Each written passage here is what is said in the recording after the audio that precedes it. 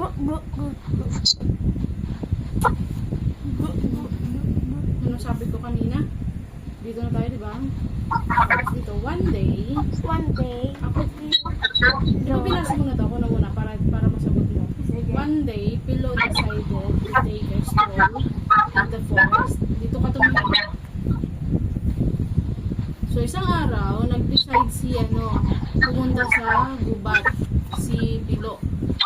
He found 7 shiny coins near a tree and another 9 coins near the river. So, mayroon siyang nakitang 7 shiny coins na malapit sa puno at mayroon din siyang nakitang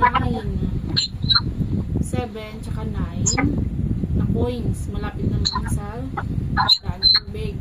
Instead of spending the money, he decided to keep them and to save them for later. So instead na, imbes na gastusin niya yung pera, nag-decide siya na tago at mag-save o mag-ipon. So Pillow was also known for his painting skills. So sa Pillow, kilala din sa kanyang marunong siyang mag-paint. He loved to paint. So, gusto niyang magpinta. His mother said, keep practicing every day.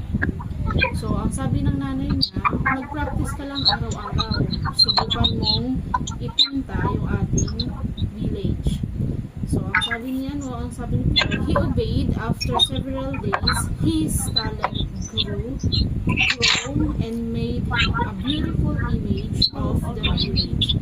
So, isang araw, kasi syempre sinunod ni Pillow yung gusto ng nanay, mas gumaling siya at napinta niya kailang village ng napaka-ganda.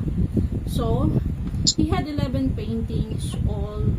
So, meron siyang 11. Ilan yung painting niya? 11. And soon, everyone admired his work.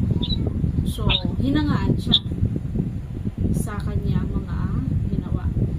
Meron isang mabait na babae, nakita yung painting ni Pillow at bumili siya ng isa. Take these coins and keep the change, sabi ng babae.